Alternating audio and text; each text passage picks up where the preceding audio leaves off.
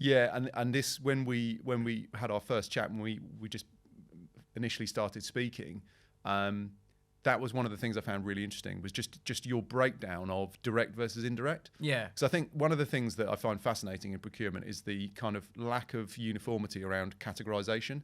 And obviously you've got some people who will take a direct versus indirect approach. You know, majority of organizations take a category-based strategy. Yeah. But there's not, even in the way that procurement teams are structured, it's not something that's a one-size-fits-all. It's quite flexible. And if you look at how different organizations will see different definitions, it depends. Absolutely. So how within WSP, how you see direct versus indirect.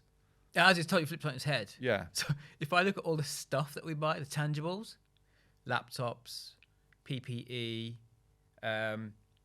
all that sits in indirect. Yeah. Right.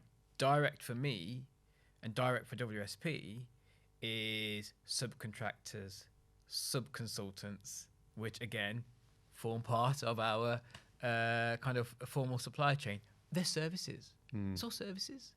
But we call them directs because they form part of the end product that we're selling on. Yeah, and I've just found that really interesting in terms of that viewpoint, and that it kind of it just exposes the wider conversation around how procurement is structured in different organisations, how it needs to be approached. You know, how much is the same across organisations, and how much needs to be tailored in terms of strategy and use of technology, and you know the way that the function operates. But the other thing I just found really interesting about it is I have a particular area of interest in how organisations get work done. So obviously services procurement being an element of one of the options of how organisations get work done.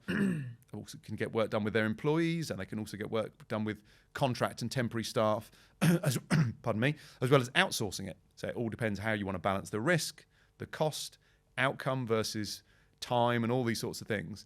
But ultimately, it's all just the overall capacity and capability of that organisation, which I think is fascinating when you look at it with an organisation with like WSP, where it's so intrinsic, and how you manage that supply chain.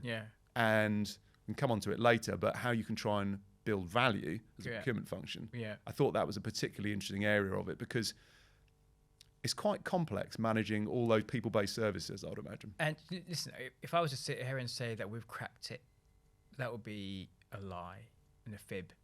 It's super complex. And what we try and do, for our own sanity more than anything else, is still use those categories, right? So if I'm buying architectural services, it's very different to ground investigation surveys, which is essentially, you know, someone going in and digging a trench somewhere in Warwickshire where, you know, the HS2 line is going to be going through. They're different, and you've got to look at them slightly differently too.